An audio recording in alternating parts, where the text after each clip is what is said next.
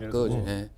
예, 그래서 이제 검찰 안팎에서 이번 특수단 인선을 보니까 좀 이전 수석은 이제 뭐 특수부에, 그러니까 이름 이제 반부패 수사로 바뀌었지만은 한 개 부서의 어떤 규모라고 그랬는데 여기서 이제 특히 단장으로 임명된 인물이 임관혁 수원지검의 안산지청장인데 인터뷰를 했습니다. 이번 수사가 마지막이라는 각오로 혼신의 노력을 다할 것이다 그랬습니다. 어떤 부분에서 이번에 수사 특수단은 좀 주목해서 볼 것 같습니까?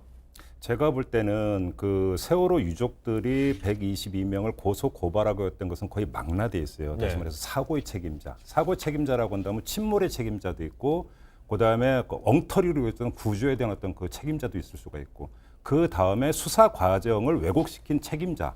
그다음에 세월호 유족들을 모욕한 사람들까지 다 망라가 되어 있는데 제가 볼 때는 이 모든 것들이 사실은 다 수사를 다시 해야 되는 부분이 있습니다. 왜냐하면 수사가 두 차례에 걸쳐서 진행이 됐음에도 불구하고 국민들, 유족은 말할 것도 없고 국민들조차도 일단 납득이 되지 않고 또 새로운 사실이 나오고 있는 거예요. 예를 들면 며칠 전에 나왔던 맥박이 뛰고 있는 학생을 헬기로 이송을 해야 되는데 하지 않았다라고 하는 이 사실 하나가 여기서 어떤 게 나오고 있냐면 이게 지금 그 세월호 그러니까 사회적 참사 특조위에서 어디서 그러니까 구속했던 걸 새로 찾은 게 아니라 검찰 수사 자료에 포함이 됐던 거예요. 영상이. 그러면 왜 그때 그럼 검찰은 못 밝혔느냐라고 하는 아주 단순하고도 너무나 그 어이없는 반문이 나오는 거잖아. 이렇게 되다 보니까 여기에는 그럼 당시 검찰 수사까지도 사실은 포함이 되는 거죠. 이번에 특별수사단의 수사에는 왜 그럼 검찰 수사가 이렇게 부실하게 이루어졌는가? 이것까지도 아울러지는 아마 총망라되는 수사가 될 것 같다는 생각이 들어요. 그런데요, 이번에 좀 전에 이제 저희가 주목했던 그 임관혁 수사단장은요, 정윤의 문건 수사 당시 담당했던 인물이고요. 또 박근혜 전 대통령 7시간에 대한 실종된 7시간을 수사했던 그 용성진 영동지청장도 또 포함되어 있어요. 모두 지금 특수통 검사들이기 때문에 검찰의 앞선 수사에 대해서 연결고리가 있는 것 같거든요. 총 그 이른바 저희가 흔히 얘기하는 그 칼제비라고 얘기하는 특수수사통들이 상당히 망라된 그런 느낌이죠. 그러니까 의지를 읽을 수 있고 또 일정 부분 뭐 그 저 깊이 있게 수사리라고 보는데 두 가지만 말씀드린다면 요 앞에 김학의 차관 그 별장 접대 사건 그 수사할 때도 지금 현재 대구지검장 하는 여완섭 당시 최고의 저 특수수사통이라 그랬거든요. 근데 결국 별건 수사로 뇌물 그 저 혐의로 구속한 거 말고는 별장 성접대에 대해서는 특별히 밝힌 게 없어요. 또 그때 외압 의혹에 대해서도 드러난 게 없고 그렇기 때문에 이번에도 결국 저는 물론 이제 그 생명이 아직 그 남아있던 학생을 헬기로 이송해야 되는데 안 한 이런 부분들은 사실은 공분을 일으킬 만한 일이죠. 그 과정은 밝혀져야 되나 그것은 사실은 그 무슨 지휘체계의 혼선이나 이런 것이겠지 고의로 했으리라고 보기는 좀 어렵잖아요. 그러니까 그거는 뭐 물론 책임 규명해야 됩니다. 그러나 진짜 핵심은 뭐냐면 지금 여러 가지 이 복합적인 상황 정말 속에서 과연 수사를 축소 왜곡하는 압력이 있었느냐 하는 게 사실은 지금 이 뇌관이라고 생각하거든요. 그 핵심에 또 지금 황교안 당시 법무장관 대표가 있기 때문에 그러나 그거는 이 법리적으로 보면 이것이 직권남용이냐 아니면은 진짜 어떤 순수한 법리 적용에 있어서 이 상하 간의 의견 교환이냐 하는 거는 사실 굉장히 까다로운 부분이기 때문에 법적으로 처벌하기는 생각보다 쉽지 않다는 게 전문가들의 견해예요. 그러니까 지금 이동관 전 수석께서 이 수사의 어떤 그 정치적 배경에 대해서 말씀하시는 이유가 바로 그것 때문이신 것 같아요. 그렇습니다. 그러니까 수사 외압 논란의 당사자가 2명이 있었어요. 황교안 현 자유한국당 대표고 우병우 당시 민정수석. 자, 이 부분에 대해서라고 한다면, 그러니까 결국은 타겟을 딱 맞춰놓고 특별수사단을 발족시킨 거 아니냐라고 하는 의심으로까지 만약에 확장이 된다면, 그건 예를 들어서 이거는 뭐냐면 표적 수사라고 하는 n분의 1 부분이라고 하는 점을 강조를 하고, 두 번째는 그런 오해를 만약에 산다더라도 이거는 반드시 끝내야 되는 수사예요. 왜 그러냐면 너무나 구체적인 내용이 보도가 됐고 구체적인 상황 두 가지만 좀 약간 길어도 좀 이해를 해주세요. 첫째. 당시 그 해경이 어떤 제대로 했는가를 수사한 게 광주지검에서 수사를 했었어요. 이때 수사팀장이 누구냐면 윤석열 검찰총장과 호영호재하는 소윤으로 불리는 윤대진 지금과 그 검사장이에요. 이 사람이 우병우 전 민정수석이 그 재판에 회부돼서 재판을 받고 있을 때 증인으로 나가서 외압 전화를 받았다라고 증언을 했어요. 윤대진 어떤 검사장이. 왜 그랬을까? 자, 그러면 여기에서 그런데 문제는 이거는 다만 그런데 압수수색이 실제로 그 저지가 된 건 아니기 때문이라 해서 넘어가긴 했습니다만 그러니까 여기서 두 번째로 나오는 게 뭐냐면 보도가 뭐냐면 당시 황교안 법무장관의 그때 당시 행적이에요. 이게 뭐냐면 유일하게 그 기소된 사람이 123 정장인데 123 정장에게 업무상 과실치사 혐의를 왜 적용을 했느냐고 당시 광주지검장을 불러가지고 질책을 했다라는 구체적인 보도가 나왔고 황교안 법무장관 체제에서 김주영 검찰국장, 네. 검찰국장이 당시 수사 담당자, 책임자를 또 불러가지고 고성까지 오가면서 충돌을 했다는 보도가 나왔어요. 그러면 이거는 밝혀져야 되는 사안이죠. 특히나 왜 이 죄목을 그러니까 적용했냐고 한다면 이건 법무부 장관이 해서는 안 되는 일을 한 거거든요. 그렇다면 이거는 그러니까 반드시 밝혀져야 되는 뭐 거죠. 지금 뭐 이미 다 보도된 얘기들이기 때문에 뭐 거기에 대해서 제가 무슨 이의를 제기할 생각도 없고 뭐 네. 그건 또 밝혀져야 될 사안이나 문제는 제가 계속 강조하지만은 검찰이 아무거나 다 수사하는 것은 아니다. 예를 들면 자 질책을 했다 치자 이거예요. 그럼 그것이 과연 외압이냐 이미 기소를 했는데 예. 왜 법리 적용을 그렇게 했느냐. 그리고 그것도 또 그건 보도가 그런 보도가 있었지만 다른 버전은 그 왜 저 꼭 기소를 했었어야 하느냐라는 그 의견을 제시하고 그거에 대해 설명을 들었다. 예. 이런 정도를 갖고 직권남용으로 고소를 하고 그거를 뭐 수사 외압 불가했다고 하는 건 우병우 수석의 케이스와는 저는 다르다고 본다. 그렇기 때문에 검찰 입장에서도 그 당시에 이를테면 그 다른 모든 수사도 마찬가지죠. 왜 윤석열 접대 저 문건에 나왔는데 수사를 안 하느냐. 또 저 이 개헌 문건 때도 자 청와대에서 NSC가 열렸는데 NSC와 말하자면 이런 상황을 공유해야 될 필요가 있다는 저 내용이 있는데 왜 저 황교안 당시 저 대통령 권한대행 조사를 안 했느냐 이런 식의 논리는 그건 그냥 우리가 그냥 일반적으로 얘기할 수 있는 거지만 진짜로 수사를 하는 입장에서는 이것을 수사한다는 건 무슨 말이냐면 반드시 기소를 하거나 법적 처벌을 할 수 있을 때 하는 거거든요. 법리적으로. 그러니까 그걸 안 했다 그래서 무조건 뭐 저 수사를 뭐 저 축소했다든가 왜곡했다든가 하는 거는 그건 그야말로 주장은 할 수 있지만 네. 전문적인 어떤 법리적인 이 식견을 정보나 또 저 법리에 입각해서 본다면 그거는 조금 무리한 부분도 많다. 저는 그 말씀을 드리는 거예요. 그럼 제가 네. 말씀드린 두 가지 반론이 성립이 될 것 같은데요. 첫째는 지금 이동관 전 수석의 말씀은 당시 황교안 법무장관의 행위는 별게 아니다를 전제해서 지금 말씀을 아니, 풀고 뭐 별게 있어요. 아니다라는 건 아니에요. 그렇게 얘기하면 일단 제가 곤란하죠. 말씀드릴게요. 네. 그러니까 이거는 뭐냐면 사법처리 대상이 아니고 그래서 별게 아니다라고 전제하고 이야기를 하는 게 아니라 그게 바로 수사의 목표인 거죠. 수사를 해서 이게 정말 별게 아니었는지. 자, 언론에 보도되고 그러니까 세간에서 제기된 의혹이 정말로 근거 없는 의혹이고 사법처리 대상이 안 되는 건지가 수사의 목표인 거죠. 수사를 해야 되는 이유인데 이게 별게 아니다를 전제인데 왜 그러면 수사를 하느냐로 가버리면 이건 100% 뒤바뀐 것이다. 이 점을 첫째 지적을 하고 네. 싶고요. 두 번째는 그럼에도 불구하고 현재 제1야당 대표에 대해서 왜 이렇게 수사를 하면 정치적으로 오해를 살 수 있다라는 만약에 논리로까지 확장이 된다면 이거는 그러니까 얘기가 복잡해져서 웬만하면 제가 얘기를 안 꺼내려고 했습니다만 조국 전 장관에 대해서 수사했던 것과 동일한 이야기가 다시 또 여기서 맞물리게 되어 있어요.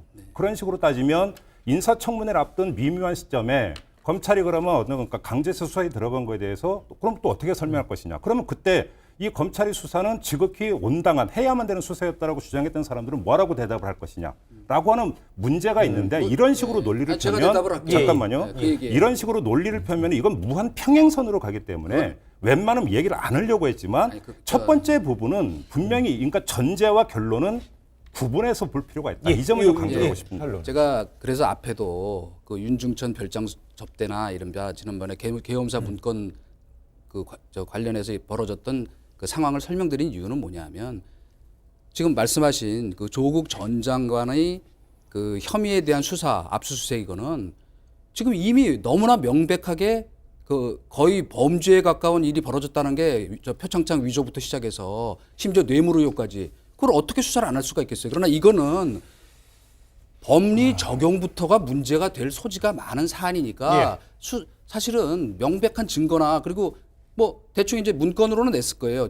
저 자기 의견서 같은 것들을 관계되는 분들이. 근데 그거를 어떻게 무조건 수사를 할 수가 없다는 어떤 수사 현실의 문제를 얘기하는 겁니다. 어떻게 조국 전 장관의 범죄 혐의와 이 지금 자, 그 그러면 내부에서 일어난 서로 의견 교환까지를 직권남용으로 처벌할 수 있다고 하는 것은 전혀 다른 얘기라고 봐요. 선생님, 그럼 제가 또 이렇게 말씀을 드릴게요. 그러니까 그 조국 전 장관에 대한 수사에 들어가는 전 단계에서 너무나 명백한 여러 가지 의혹이 제기가 됐다.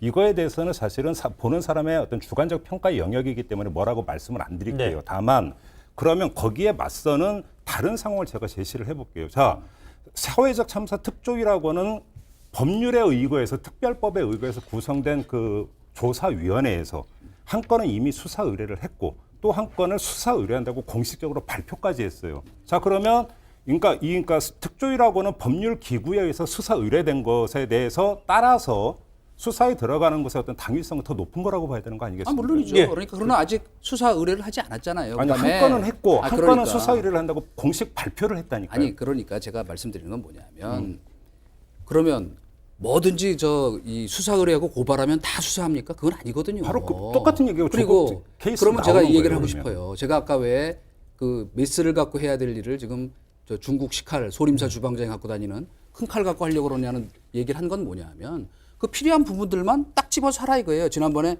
그러니까 이번에 드러난 그건 사실 저도 분노가 치밀더라고요.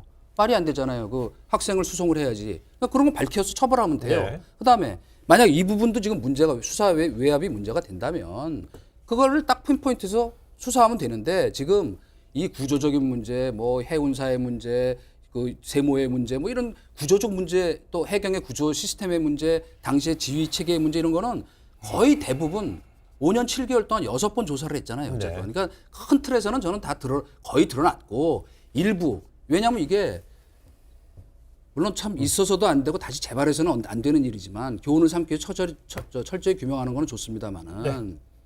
이게 누가 일부러 어떤 음모론 나오는 것처럼 일부러 누가 이렇게 만든 일은 아니잖아요. 그러니까 근데 제가 한번 여쭤보겠습니다. 잠깐만요. 저는 그러면요, 그 말씀을 제가 드리는 거예요. 여기서 제가 예. 한번 하겠습니다. 그래서 메스를 갖고 하라는 예, 말씀입니다. 그런 부분에서 요거에 만약에- 짧게만 반론 하나만 하고 그러니까 말씀을 예. 하겠습니다만 네. 메스와 큰 칼을 말씀하시니까 자 그러면 조국 전 장관에 대한 수사는 조국이라고 한 인물의 타겟팅이 됐었던 거예요. 그렇지 않습니까? 그런데 자 그러면 이번 이 건 같은 경우는 예를 들어서 그러니까 저기 황교안 그 뭐 대표든 뭐든 누구를 떠나서 수사 대상이 너무 넓어요. 다시 말해서 메스와 큰 칼은 제가 볼 때는 사례가 정반대 지금 뒤집혀 있어요. 오히려. 예, 알겠습니다. 그래서 최근에 하나의 고발이 이루어져 있고요. 또 일주일, 명확히 이제 8일 뒤에 이제 그 다시 한번 또 고소 고발 122명에 대한 고소 고발이 있고요. 그런 가운데 또 일주일 전에는요. 헬기로 그 생존 학생의 헬기 미이송 건이 이제 있었고 또 그간에도 이제 뭐 6차례 정도의 수사, 그러니까 산발적으로 이루어진 수사에서도 밝히지 못했던 것이 뭐 사라진 3분의 영상이라든지요. 네. 또한 그 뭐 정보기관의 어떤 연루 의혹 등 많은 국민들은 의혹을 갖고 있는 부분이 있기 때문에 네. 이것을 만약에 어제 저희 뭐 만약에 뭐 민간 택지 분야과 상한제처럼 뭐 핀셋으로 이렇게 조준을 해서 할 내용인가 아니면 뭐 반부패 수사부의 하나 부서 정도의 검찰 인력이 수사 인력이 들어가서 해야 될 것인가에 대해서 지금 이 전 수석은 좀 너무 과한 투입이다. 아니, 전면 재수사라는 것이 과하다는 건 그다음- 제 얘기는. 근데 제가 볼 지금- 때는 예를 들어서 핀셋으로 짚고 싶어도 그렇게 될 수가 없다라는 거예요. 제 얘기는 이거는 어떤 그 수사 의도나 이런 게 아니라 수사의 대상과 범위가 얽혀 있어요. 네. 예를 들어서 이런 거죠. 그 조금 전에 진행자께서 말씀하신 사라진 3분이라고는 CCTV 동영상의 경우를 예를 들었어요. 그게 검찰이 확보했다는 CCTV 그러니까 동영상 기록하고 해군이 발견했다는 그 기록하고 차이가 난다라고는 의혹이 제기가 됐어요. 자, 이러면 이게 도대체 어떻게 된 것인가를 그러면 수사를 하기 위해서는 해군 수사해야죠. 그다음에 해군에서 그러니까 검찰로 전달되는 과정에서 또 해경이 개입된지 수사를 해야죠. 모든 것을 다 경로를 다 밟아가야 돼요. 그러면 이 얘기는 또 어떤 게냐면 구조를 왜 제대로 못했는가에서 또 해군과 해경 얘기가 당시 우리가 기억을 더듬으면 나오는 게 많아요. 무슨 이야기냐면 어떤 하나의 어떤 혐의점을 밝혀내기 위해서는 너무나 얽히고 설킨 게 많다라는 거예요. 예. 그러니까 이거는 핀셋으로 뽑아낸다라고 하는 것이 갖고 있는 기술적이고 물리적인 한계도 있다는 점도 감안해서 봐야 된다. 반론 얘기하시고 네. 좀 얘기 넘어갈게요. 저는 이제 네. 이 얘기를 하는 거죠. 제가 핀셋이 됐건 메스가 됐건 얘기하는 것은 지금 이미 400명이 조사를 받고 150명이 구속 기소됐고 심지어 민간인 사찰 의혹 기무사 같은 경우는 조사받다가 기무사령관이 극단적 선택까지 했잖아요. 그러니까 제가 얘기하는 건 뭐냐면 지금 말씀하신 그런 뭐 동영상 뭐 그 변조 의혹이나 이런 건 수사하면 돼요. 그건 기술적인 거예요, 사실은. 그러나 진짜 이 지금 사태의 핵심에 뭐가 있었느냐 하는 것도 이제 7시간 조사까지 해서 대충 다 밝혀졌잖아요. 그러면 나머지는 메스 든다고 그래서 메스로 심장 수술도 합니다. 그죠? 그러나 식칼 갖고는 심장 수술을 못 하잖아요. 그러니까 예. 적확한 목표와 그다음에 방법론을 갖고 깔끔하게 하라는 뜻이에요. 아니 하나만 더 요- 말씀드릴게요. 만약에 예, 제가 짧게. 20초 드리면 네. 20초 또 드릴 거예요. 그렇게 해서 그렇게 20초 20초씩만 상황 변화가 보면 특조위가 조사를 계속하고 있다는 점을 고려를 하셔야 돼요. 수사가 된다고 해서 특조위 활동이 중지되는 게 아니라는 점. 따라서 이거 연계돼 있으니까 검찰의 수사는 확장될 수가 있다는 점 하나하고 예, 특조위에서 7시간 자료도 이제 말씀하셨으니까 제출한다고 그랬어요, 검찰이요. 제가 오늘 아침에 그 특조위 그 진상규명국장하고 인터뷰를 했어요. 왜냐하면 연계가 필요하니까. 이분이 했던 얘기가 7시간은 완료가 된 게 아니에요. 지금 조사 과정에서 진척된 자료를 찾은 게 있다라는 지금 그 발언이 나왔고요.